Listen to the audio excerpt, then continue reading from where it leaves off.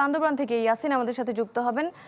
ইয়াসিন, বান্দরবানে সকাল থেকে আসলে কেমন বৃষ্টি হচ্ছে, সব মিলিয়ে পরিস্থিতিটা কি আসলে আমরা বুঝতে পারছি যে সেখান থেকে পানিবন্দী যারা আছেন তারা দুর্ভোগে দিন কাটাচ্ছেন, কোনো ত্রাণ পৌঁছেছে কিনা সব মিলিয়ে বলবেন।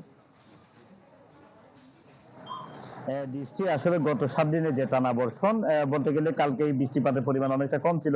রাত থেকে একটু আগে পর্যন্ত প্রায় 2টা পর্যন্ত আসলে ভারী বর্ষণের কারণে বিভিন্ন নির্মাঞ্চলগুলো এখন প্লাবিত হয়েছে। বিশেষ করে আমি যেখানটায় দাঁড়িয়ে আছি, সাঙ্গু নদীর এই সাঙ্গু নদীর পানি আসলে বিপদ সীমা থেকে প্রায় 5 সেন্টিমিটার উপর দিকে প্রবাহিত হওয়ার কারণে বান্দরবানে প্রায় নতুন করে আরো 300 অধিক নতুন পাড়া এবং বাড়িঘর আসলে নির্মিত হয়েছে।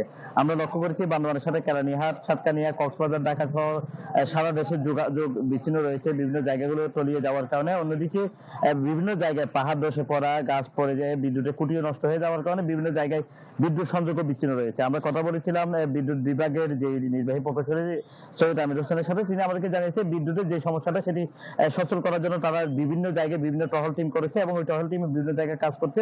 অন্যদিকে যে বিভিন্ন নতুন পাড়াগুলো যেগুলো প্লাবিত হচ্ছে সেই সমস্ত মানুষগুলোকে নিরাপদে সরিয়ে যাওয়ার জন্য বিভিন্ন জায়গায় প্রশাসনের যে সাইক্লোন সেন্টার বা আশ্রয় কেন্দ্র খোলা হয়েছে সেটা নেওয়া হচ্ছে এবং পাশাপাশি পৌর এলাকায় পৌর প্রশাসকের নেতৃত্বে পৌরসভার পক্ষ থেকে বিভিন্ন জায়গায় যাতায়াতের জন্য ফ্রিতে নৌকা দেওয়া হয়েছে এবং অন্য জায়গায় রান্না করা খাবার বিতরণ করা হচ্ছে।